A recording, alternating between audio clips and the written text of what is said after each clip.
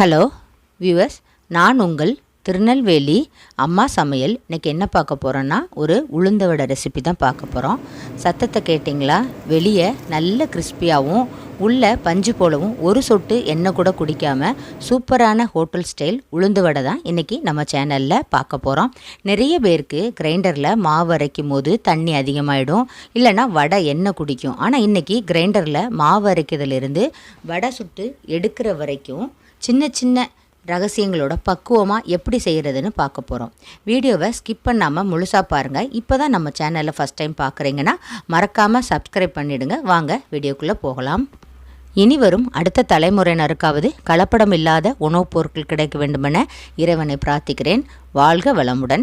இப்போ தேவையானது என்னென்னு பார்த்தீங்கன்னா, நமக்கு உருட்டு பருப்பு. நான் முழு உளுந்து தான் எடுத்திருக்கேன். முழு உருட்டு பருப்பு இது கிட்டத்தட்ட 300 கிராம். நம்ம அரிசி எடுக்கிற அதே உலக்கில் 1.5 கப் எடுத்துக்கோங்க.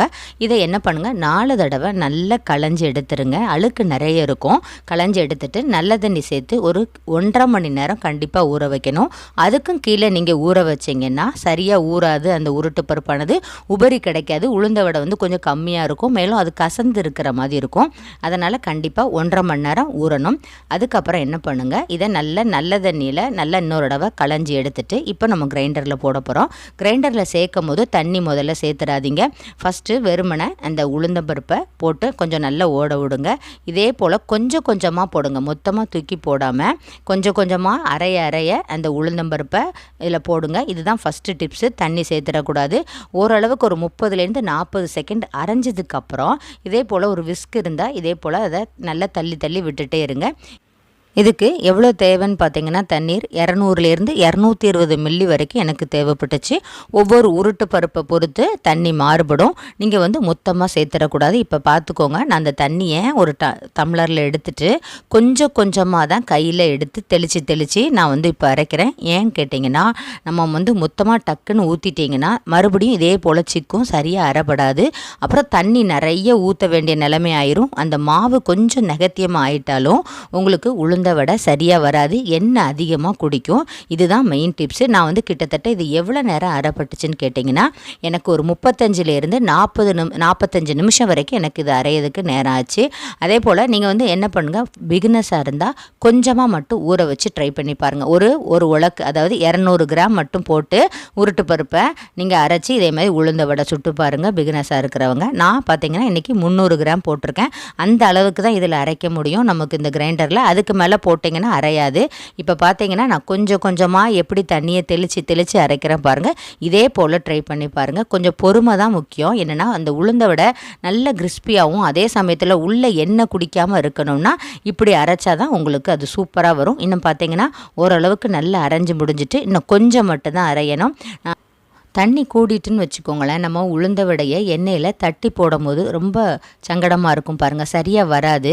மேலும் நீங்கள் ஒரு வேளை பச்சரிசி மாவு ஆட் பண்ணலாமான்னு கேட்டிங்கன்னா, பச்சரிசி மாவுமே ஓரளவுக்கு தான் ஆட் பண்ணணும்.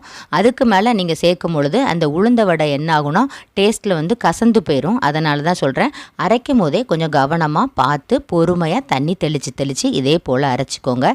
இப்போ பாருங்கள், நல்ல பதத்துக்கு வந்துருச்சு. நீங்கள் இப்படி தான் இருக்கணும். இப்படி இருக்கும் போது இதை நீங்கள் இனிமேல் வலிச்சு எடுத்துடலாம். நீங்கள் இட்லிக்கு அரைக்கிற மாதிரி உளுந்த மாவு அப்படி வரலையே, ரொம்ப சாஃப்டாக வரலையே அப்படின்னு நினச்சிங்கன்னா அது ரொம்ப எண்ணெய் குடிக்கும். இந்த பதத்துக்கு தான் இருக்கணும். இப்போ நான் கிரைண்டரை ஆஃப் பண்ணிட்டேன். இந்த வீடியோவை நீங்கள் பார்த்து உளுந்த வடை செய்ய போகிறீங்கன்னா ஒரு தடவைக்கு 2-3 தடவை நல்ல வீடியோவை திருப்பி பார்த்துட்டு அதுக்கப்புறம் உளுந்த வடை சுடுங்க. இப்போ நம்ம எப்படி இருக்குன்னு பாருங்கள். தண்ணியை லைட்டாக கையில் தொட்டுட்டு இதே போல் கையில் எடுத்து உருட்டிட்டு நம்ம போட்டுற வேண்டியதான். நீங்கள் எப்போவுமே என்ன பண்ணுங்கள், சின்ன வடையாக சுடுங்க. நான் வீடியோக்காக தான் கொஞ்சம் பெரிய வடையாக சுட்டு இதில் காமிச்சிருக்கேன். நீங்கள் பிகினஸாக இருக்கிறவங்க சின்னதாக தட்டி எடுத்து போட்டுக்கோங்க. இதுக்கு தேவையான பொருட்கள் என்னென்னு பார்த்தீங்கன்னா, நல்ல பெரிய வெங்காயம் தான் 2 எடுத்திருக்கேன். நல்ல பொடிசாக இதே போல் கட் பண்ணி எடுத்து வச்சுக்கோங்க. நல்ல கொத்தமல்லி இலை நல்லா எவ்வளோ போட்டாலும் நல்லா தான் இருக்கும். நல்ல ஒரு கைக்கு அள்ளி நல்லா எடுத்து போட்டுக்கோங்க. கொஞ்சம் கருவேப்பிலையை நல்லா இதே போல் பொடிசாக கட் பண்ணி எடுத்து வச்சுக்கோங்க. ஒரு 4லேருந்து 5 பச்சை மிளகா சரியாக இருக்கும் காரம். இதுக்கு மேலே வேண்டாம். இப்போ பார்த்தீங்கன்னா ஒரு 2 டேபிள் ஸ்பூன் பச்சரிசி மாவு சேர்த்துருக்கேன். இதே போல் சேர்த்துக்கோங்க. அதிகமாக பச்சரிசி மாவு சேர்க்க வேண்டாம்.